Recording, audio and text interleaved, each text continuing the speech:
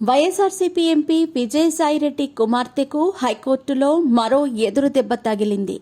గతంలో ఇచ్చిన ఓ ఆదేశం అమల్లో భాగంగా తాజాగా ఆమెకు హైకోర్టు మరో షాక్ ఇచ్చింది. వైసీపీ అధికారంలో ఉన్న సమయంలో సాయిరెడ్డి కుమార్తె నేహారెడ్డి విశాఖలో నిర్మించుకున్న ఓ కట్టడం అక్రమమని తేల్చిన హైకోర్టు దాన్ని కూర్చేయాలని ఆదేశాలు ఇచ్చింది.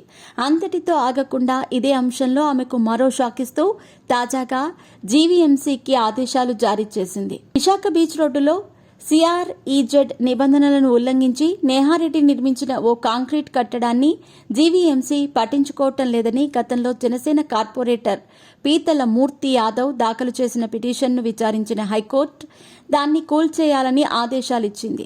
దీంతో జీవీఎంసీ అధికారులు ఆ కట్టడాన్ని తాజాగా కూల్చేశారు.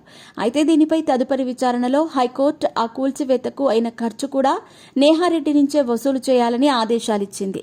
దీంతో హైకోర్టు ఆదేశాలు ఆమెకు మరో షాక్ ఇచ్చినట్లయింది. నేహారెడ్డి అక్రమ నిర్మాణంపై హైకోర్టులో జరిగిన విచారణలో ప్రభుత్వ న్యాయవాది ఆమెకు షోకాజ్ నోటీసులు ఇచ్చినట్లు తెలిపారు.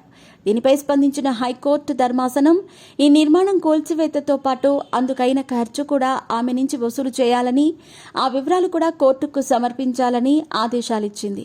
దీంతో గతంలో ఇదే నిర్మాణాన్ని చూసి చూడనట్లు వదిలేసి ఆ తర్వాత కోర్టు ఆదేశాలతో కూల్చిన జీవీఎంసీ అధికారులు అందుకు తామే ఖర్చు పెట్టారా లేక ఆ ఖర్చును నేహారెడ్డి నుంచి వసూలు చేస్తారా అన్నది ఆసక్తికరంగా మారింది.